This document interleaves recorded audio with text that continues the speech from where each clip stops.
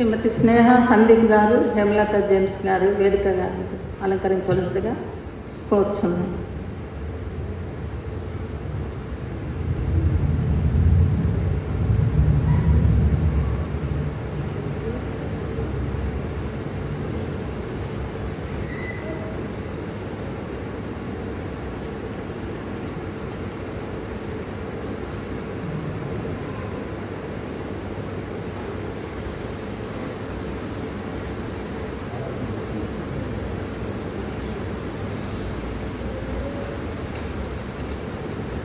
శ్రీమతి స్నేహ సందీప్ గారు మనకు స్తుతి ఆరాధన జరిగించవలసిందిగా మనవి చేస్తున్నాను.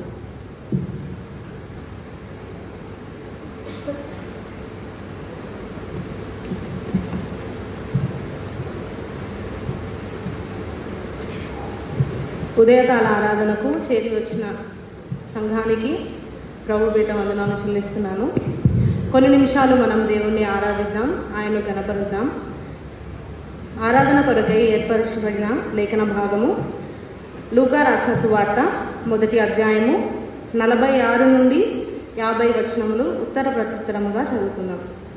లూకా రాసిన సువార్త 1వ అధ్యాయము 46 నుండి 50 వచనములు. అప్పుడు మరియా ఇట్లనెను, నా ప్రాణము ప్రభువుని కనపరచుచున్నది, నా ఆత్మ నా రక్షకుడైన దేవుని యందు ఆనందించెను.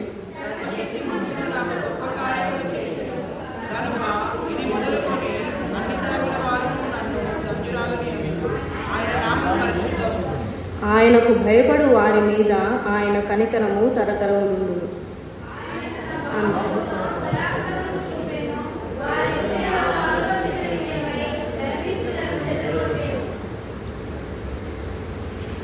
ఈరోజు మనము అంతర్జాతీయ మహిళల దినోత్సవం జరుపుకుంటున్నాం, ఇంటర్నేషనల్ ఉమెన్స్ డే.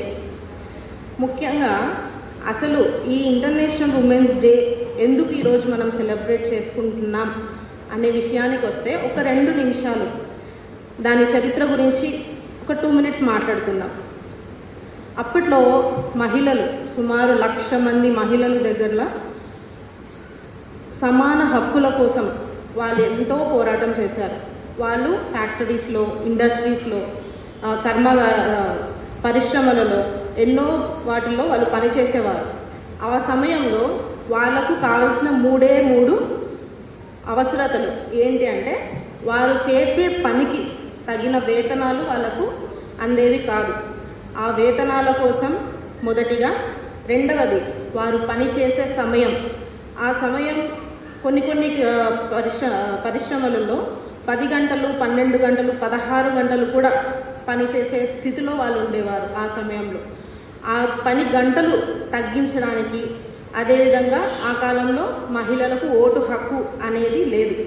ఈ 3 విషయాల కోసం వాళ్ళు ఎంతో పాటుపడ్డారు, పోరాడారు, వాటిని చివరిగా సాధించుకున్నారు.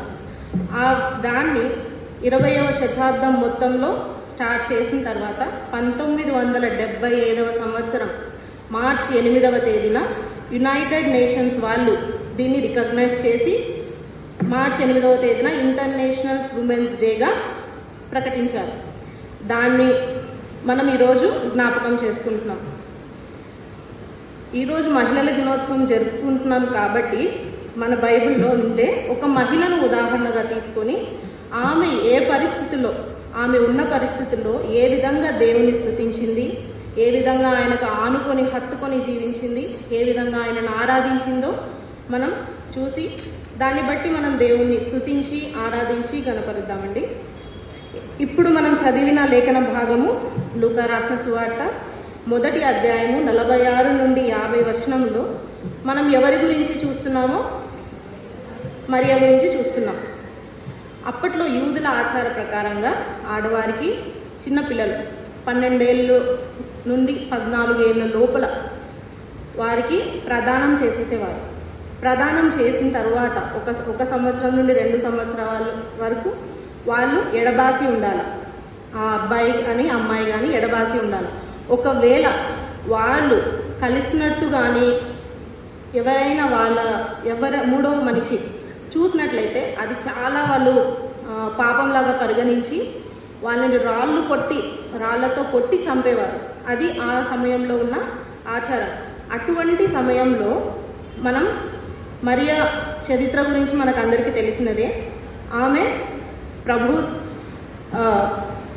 దూత ద్వారా ఆమెకు తెలుపబడిన కన్యక ఉన్నప్పుడు గర్భం ధరించింది. పరిశుద్ధాత్మ ద్వారా ఆమె గర్భం ధరించినది మనకు తెలిసినదే. కన్యక గర్భం ధరించిందంటే ప్రపంచంలో మన చుట్టుపక్కల వాళ్ళు ఏ విధంగా మనల్ని హరాస్ చేస్తారో అది మనకు తెలిసినది. కానీ అటువంటి సమయంలో కూడా ఆమె ప్రభు దాసురాలను నీ మాట చొప్పున జరుగునుగాక అని ధైర్యంగా దేవుని స్తుతించగలిగింది, ఆరాధించగలిగింది. ఆమె ఆ సమయంలో ఎలిజబెత్ దగ్గరికి వెళ్ళి, ఎలిజబెత్ జకరియా సంగతి కూడా మనకు తెలిసినదే, వారి దగ్గరికి వెళ్ళి వాళ్ళతో ఎలిజబెత్తో మాట్లాడే సందర్భంలో జరిగిన సందర్భం ఈ 46 నుండి 50 వచనాల్లో జరిగిన సందర్భంలోనే మరియా మాట్లాడుతున్నది ఏంటంటే, మరియా తన ఉన్న స్థితిలో కూడా దేవుని ఘనపరిచింది, ఆయన యందు ఆనందించింది.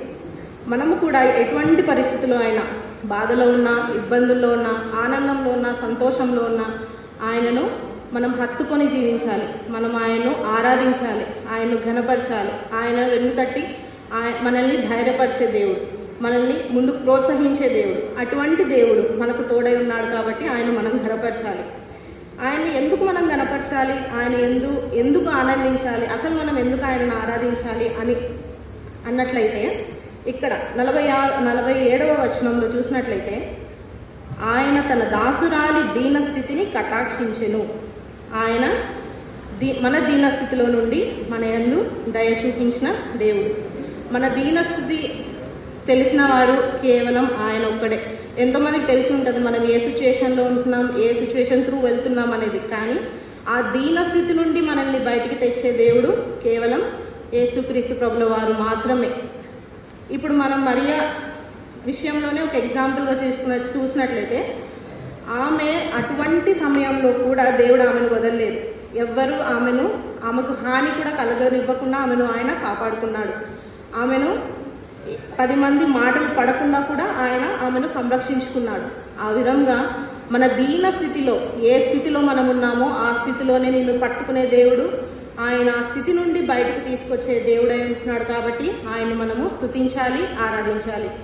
48వ వచనంలో చూసినట్లయితే, నా ఆత్మ నా రక్షకుడైన దేవుని యందు ఆనందించెను. ఈ వచనంలో చూసినట్లయితే ఆయన మన రక్షకుడై ఉన్నాడు. యేసుక్రీస్తు నామమునకు యేసు అను పేరునకే రక్షకుడు అనే అర్థం ఉన్నది. ఆయన మన పాపం నుండి, మన శాపంల నుండి మనల్ని రక్షించిన దేవుడు. రక్షించి మనల్ని కుమారునిగా, కుమార్తెలనుగా ఆయన మనల్ని స్వీకరించి ఆయన రాజ్యానికి వారసులుగా మనల్ని చేసుకున్న దేవుడు. అట్టి దేవుణ్ణి మనం స్తుతించాలి, గణపరచాలి కదండి. ఆయన్ను మనల్ని రక్షించే దేవుడు ఎవ్వరూ లేరు, ఆయన తప్ప. ఆయన మాత్రమే మనల్ని రక్షించే దేవుడు, మనల్ని కాపాడే దేవుడు, మనల్ని పట్టుకునే దేవుడు, మన ప్రతి విషయంలో మనల్ని ధైర్యపరిచి వెన్ను తట్టే దేవుడు ఆయన అయినాడు. కాబట్టి ఆయన మన రక్షకుడు అయి ఉన్నాడు. కాబట్టి ఆయన మనం స్తుతించాలి. మొదటిగా ఏంటండి, దీన స్థితిలో నుండి మనల్ని తప్పించే దేవుడు, ఆ దీన స్థితిలో మనకు దయ చూపించే దేవుడై ఉన్నాడు కాబట్టి ఆరాధించాలి. రెండవదిగా ఆయన రక్షకుడై ఉన్నాడు కాబట్టి మనము ఆయన్ను ఆరాధించాలి. మూడవదిగా చూసినట్లయితే 49వ వచనం, సర్వశక్తిమంతుడు నాకు గొప్ప కార్యములు చేసెను కనుక ఇది మొదలుకొని, సర్వశక్తిమంతుడు నాకు గొప్ప కార్యములు చేసెను. ఆయన సర్వశక్తిమంతుడై ఉన్నాడు. గొప్ప కార్యములు, ఎన్నో గొప్ప కార్యములు మన జీవితంలో మనం ఎక్స్పీరియన్స్ అయి ఉన్నామండి. ఇప్పుడు కాదు, మన పుట్టినది మొదలుకొని ప్రతి ఒక్కరం దేవుడు మనకి ఎన్నో గొప్ప కార్యాలు, సర్వాధికారి అయిన దేవుడు, సర్వశక్తిమంతుడు మనకు ఎన్నో గొప్ప కార్యాలు మన జీవితంలో చేసి ఉన్నాడు. అట్టి దేవుణ్ణి మన జీవితంలో ఆయన చేసిన మేలులను బట్టి, గొప్ప కార్యాలను బట్టి, ఆయన సర్వశక్తిమంతుడని ఆయన పేరును బట్టి ఆయన మనం స్తుతించాలి. అదే రీతిగా 49లోనే 2వ భాగం చూసినట్లయితే, ఇది మొదలుకొని అన్ని తరముల వారును నన్ను ధన్యురాలని అందురు. ఇక్కడ ఏమండి, 47వ వచనంలో ఆమె ఏమంటున్నది, దీన స్థితి నుండి కటాక్షించెను. అంటే ఆమె దీన స్థితిలో ఉన్నప్పటి నుండి 50వ వచనం 49లో చూస్తే ధన్యురాలిని చేశాడు. అంటే మన దీన స్థితి నుంచి మనని ధన్యురాలునిగా చేసే దేవుడు ఆయన మాత్రమే. మనల్ని ఎక్కడి నుంచి ఎక్కడికి నడిపించారండి? దీన స్థితి నుంచి ధన్యమైన స్థితి. అది ఎంత గొప్ప ఆశీర్వాదం అండి. మనము ఎందు నిమిత్తం ఇప్పుడు మనం నాలుగు నేర్చుకున్నాం.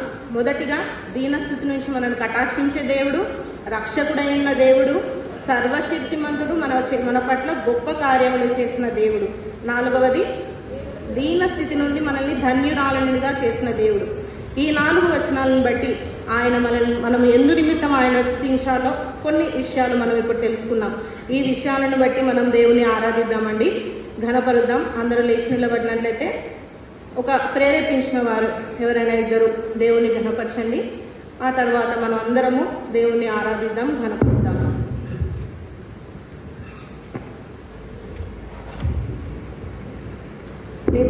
దేవానికి వేలాది వందనాలు. నిన్న నేటి గట్టిగా కాచి కాపాడిన విధానాన్ని బట్టి నీకు వేలాది వందనాలు ప్రభువా. ఈ దినం చూడలేక ఎంతోమంది మరణిస్తుంటారు, కానీ మమ్మల్ని సజీవ సంఖ్యలో నీ కృప చేత, నీ ప్రేమ చేత, నీ రెక్కల నీడలో ఆశ్రయమును, ఆనందమును, ఆరోగ్యం ఇచ్చిన తండ్రి నీకు వేలాది వందనాలు. అవును ప్రభా, అగ్ని వంటి నేత్రములు, అపరంచి వంటి పాదములు కలిగిన తండ్రి నీకు వేలాది వందనాలు. మరి ముఖ్యంగా సర్వశక్తిమంతుడు నా ఇంత గొప్ప కార్యములు చేశానని ఆనాడు మరియా తన జీవితాన్ని ఇతరులకు మాదిరికరంగా చూపించింది. అవును ప్రభువా, నువ్వు సర్వశక్తిమంతుడవు. ఎన్నో అద్భుత క్రియలు, ఆశ్చర్యకార్యాలు చేసే తండ్రిగా మీరు ఉంటున్నారు. అందుని బట్టి నీకు వేలాది వందనాలు ప్రభువా. నువ్వు చేసే కార్యాలు కంటికి కనపడవు, చెవికి వినపడవు, మనుష్య హృదయానికి గోచరం కారని గొప్ప కార్యాలు చేసే తండ్రిగా మీరు ఉంటున్నారు. అందుని బట్టి నీకు వేలాది వందనాలు ప్రభువా. దీనులము, దరిద్రులము అయినప్పటికీ దారిద్రపుసుడి నుండి ఐశ్వర్య తీరానికి నడిపించే తండ్రిగా మీరు ఉంటున్నారు. అందుని బట్టి నీకు వేలాది వందనాలు. అవును ప్రభా, దీన స్థితిలో ఉన్నప్పుడు కరుణించే దేవుడుగా మీరు ఉంటున్నారు, కటాక్షించే తండ్రిగా మీరు ఉంటున్నారు. అందుని బట్టి నీకు వేలాది వందనాలు. మహోన్నతుడా, మహాగణుడా, మహోపకారి నీకు వేలాది వందనాలు. సర్వశక్తిమంతుడు, అవును ప్రభా, సర్వాధికారిగా మీరు ఉంటున్నారు. అందుని బట్టి నీకు వేలాది వందనాలు. అవును ప్రభా, ఉదయకాల సమయంలో నీ సన్నిధిలో చేరి నిన్ను స్తుతించడానికి, ఆరాధించడానికి మాకు ఇచ్చినటువంటి శ్రేష్టమైన సమయాన్ని బట్టి మా అందరి స్తుతి ఆధారం నీ పాదాల చెంత సమర్పిస్తున్నాను పరమ తండ్రి.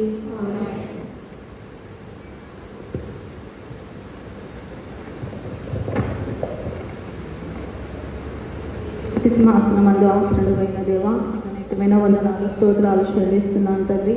సర్వాధికారి నా దేవా, సర్వశక్తిమంతుడైన దేవా, నీకు అనేకమైన వందనాలు, స్తోత్రాలు నాయన. ప్రభువా, నీవు చేసిన మేలులకై, సహాయములకై తండ్రి నీ కృతజ్ఞతాస్తుతులు, స్తోత్రాలు, వందనాలు చెల్లిస్తున్నాను నాయన. సజీవులే కదా ప్రభువా, నిన్ను ఆరాధించేది, స్తుతించేది దేవా. ఇదిగో నా నాయన సజీవంగా ఉంటుంది సన్నిధిలో ప్రభువా, నిన్నే ఆరాధిస్తున్నాను, నిన్నే కొనియాడుతున్నాను దేవా. నా జీవితంలో నేను చేసిన మేలులకై, సహాయములకై చాలిన దేవుడుగా ఉండి నడిపిస్తున్నాను నా గొప్ప దేవా. మీకు అనేకమైన స్థుతులు, స్తోత్రాలు, వందనాలు చెల్లిస్తూ ప్రభువా, మీ బలమైన సన్నిధి, ప్రసన్నత, బలహీన సమయంలో నీ బలమరించి, నీ శక్తినిచ్చి నా ప్రభువా తండ్రి నీ కృప చేత నింపుచ్చిన నా గొప్ప దేవా, నీకే స్తుతులు, స్తోత్రాలు చెల్లిస్తూ ఈ ఉదయకాలమందు నాయన నా స్తుతి ఆరాధనను యేసు నామములో నీకే సమర్పించున్నాను పరమ తండ్రి. ఆమేన్. కృపగల రాజా, మహోన్నతుడ, మహాగణుడైన దేవా, నీకే వందనాలు చెల్లిస్తున్నాను తండ్రి.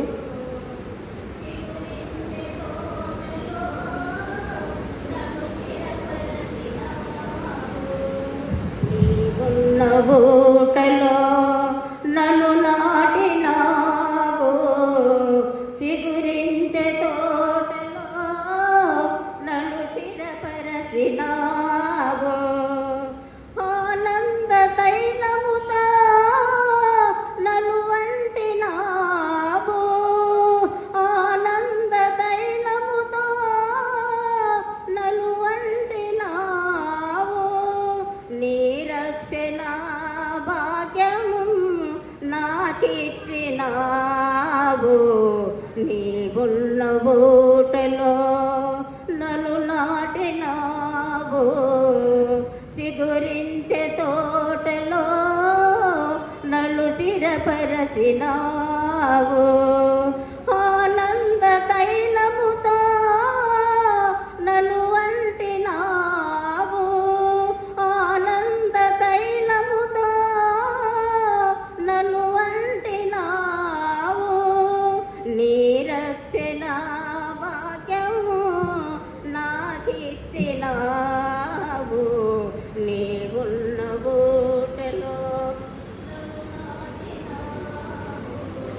నీ రక్షణ భాగ్యము నాకిచ్చినావు. పరిశుద్ధుడా గొప్ప తండ్రి, నీకు వందనాలు స్తోత్రములు నాయనా. ఈ హృదయకాలం సమేత నా ప్రభువా, నీ సన్నిధి నీ సమాధానంతో తండ్రి నా ప్రభువా నన్ను ఆదరించి రక్షించి నీ పాదాల సాక్షిగా మమ్మల్ని వాడుకునే విధానాన్ని బట్టి నా తండ్రి నీకు వందనాలు స్తోత్రములు తండ్రి. నైనా నువ్వు గొప్ప దేవుడవు తండ్రి, గొప్ప మహాన్యుడవు, మహా గొప్ప దేవుడవు తండ్రి. నైనా నిన్న నేడు నిరంతరములో నువ్వు ఉన్నావు, మహా గొప్ప దేవుడవు తండ్రి. ఈ పాదాల సాక్షిగా మమ్మల్ని వాడుకునే విధానాన్ని బట్టి నా తండ్రి నీకే సుతుల మీద ఆసీనుడమైన గొప్ప మహాదేవుడు అయినందుకు నీకే వందనాలు స్తోత్రములు చెల్లించుకొని ఈ నా స్తుతి ఆరాధన నీకే సమర్పించుకుంటున్నాం తండ్రి. ఆమేన్. నీ నామమును స్తుతించదము ప్రభువా. దయతో కాపాడినావు నాయనా, కృపనే చూపించిన ప్రభు తండ్రి నైనా. పాపినై ఉండగా నన్ను రక్షించి నాయన దరి చేర్చిన దేవుడవు నాయనా. అందును బట్టి నీకు వేలాది స్తుతులు స్తోత్రములు చెల్లిస్తున్నామని నాయన. అదే రీతిగా 66వ పాట, స్తుతించదా నీ నామమును దేవా అనుదినం అనే పాటతో ఆయన మనం స్తుతిద్దాం, గణపరుద్దామండి. చప్పట్లు కొట్టుకుంటూ ఆయన్ను మనం గణపరుద్దాం, ఆరాధిద్దాం.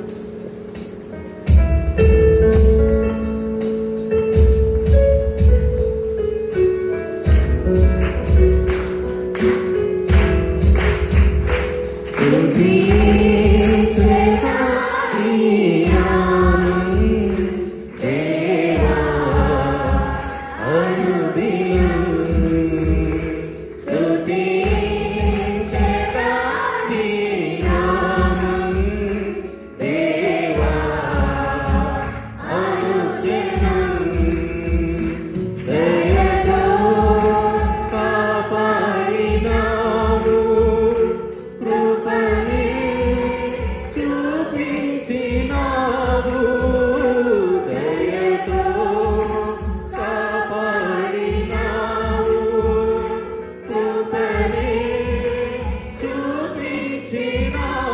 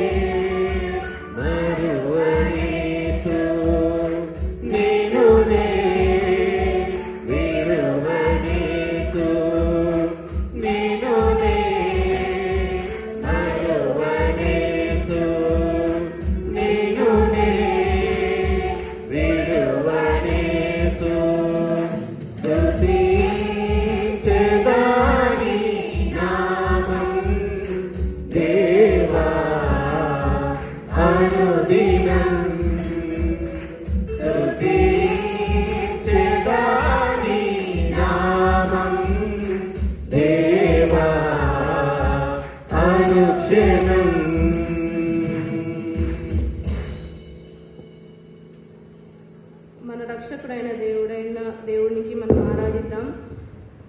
ప్రేమామయుడైన దేవుడైనందుకే మనం ఆయనను స్తుతిద్దాం. నిత్య జీవాన్ని మనకు అనుగ్రహించిన దేవుణ్ణి మనం ఆరాధిద్దామండి. పరలోకమునకు మనల్ని పాత్రులుగా చేసిన దేవాది దేవుడికి, ఆయన కుమారుల్ని కుమార్తెలుగా మనల్ని చేసుకున్న దేవుడికి మనల్ని ఆరాధిద్దాం. ఇంకొక పాటతో నాయన 96వ పాట హల్లెలూయా అని పాడేదము అనే పాటతో మనం ఇంకా ఆయన ఆరాధిద్దాం, కనపడదామండి. హల్లెలూయా అన్నప్పుడు చేతులు పైకి దేవుని మనం స్తుతిద్దాం, దేవుని ఆరాధిద్దామండి.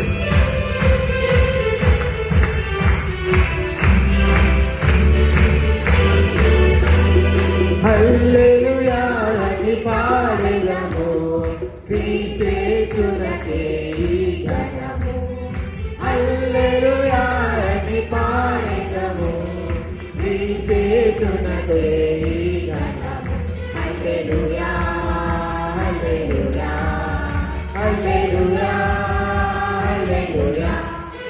హల్లెలూయా హల్లెలూయా హల్లెలూయా హల్లెలూయా హల్లెలూయా అని పాడెదము, క్రీస్తునకే ఘనము.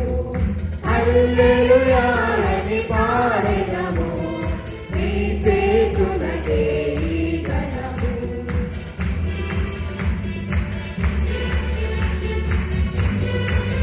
ఎవరు మౌనంగా ఉండకండి, అందరూ చప్పట్లు కొట్టి దేవుని ఆరాధిద్దాం.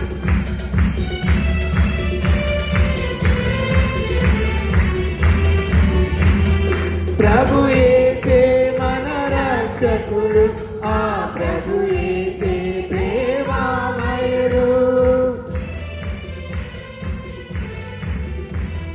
ప్రభు యేసే మన రక్షకుడు, ఆ ప్రభు యేసే ప్రేమామయుడు. ప్రభు కొరకే జీవితము, ప్రభు ప్రేమను నిలచాటించుము. ప్రభు కొరకే జీవితము, ప్రభు ప్రేమను నిలచాటించుము. హల్లెలూయా హల్లెలూయా హల్లెలూయా హల్లెలూయా హల్లెలూయా హల్లెలూయా హల్లెలూయా హల్లెలూయా హల్లెలూయా అని పాడెదము, క్రీస్తునకే ఘనము. హల్లెలూయా అని పాడెదము, క్రీస్తునకే ఘనము.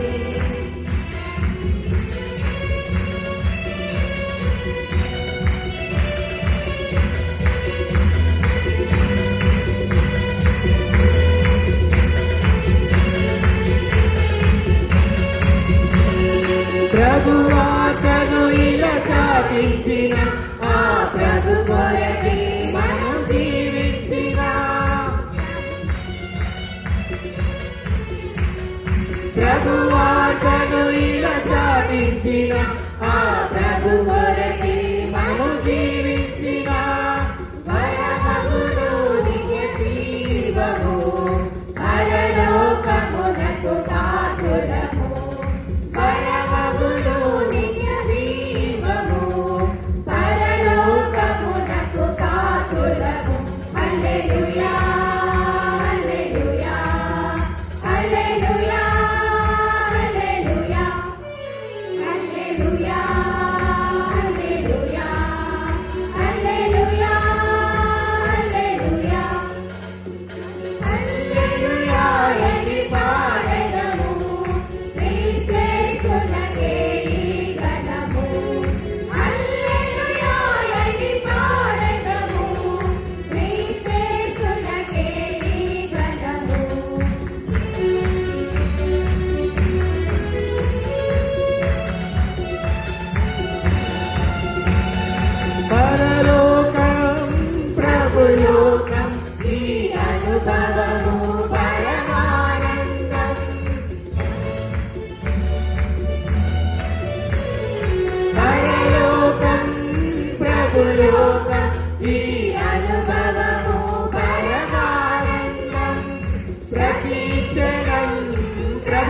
రక్షణం యుగ యుగముల ప్రభుకే జయము ప్రతి క్షణం ప్రభు రక్షణం యుగ యుగములు ప్రభుకే జయము హల్లెలూయా హల్లెలూయా హల్లెలూయా హల్లెలూయా హల్లెలూయా హల్లెలూయా హల్లెలూయా హల్లెలూయా హల్లెలూయా పాడెదము క్రీస్తునకే ఈ గణము హల్లెలూయా పాడెదము క్రీస్తునకే ఈ గణము హల్లెలూయా హల్లెలూయా హల్లెలూయా హల్లెలూయా హల్లెలూయా హల్లెలూయా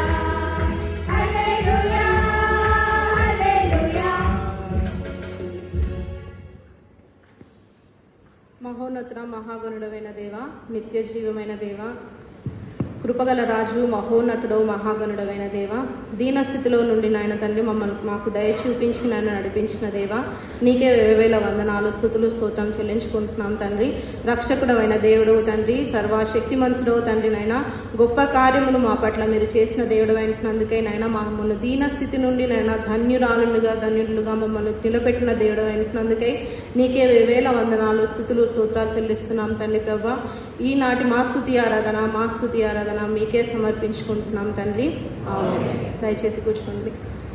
నాకు ఈ అవకాశాన్ని ఇచ్చిన పాస్టర్ గారికి, పాస్టర్మ గారికి, అన్నగారికి ధన్యవాదాలు. Happy international women's day to all the women here. Thank you.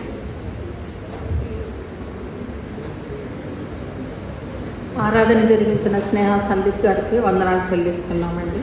ఇప్పుడు ప్రభు బల్లలోకి వెళ్దాము. దైవజనులు రెవరెండ్ ఆర్ శాలేం రాజు గారు ప్రభు బల్ల జరిగించవలసిందిగా మనవి చేస్తాను.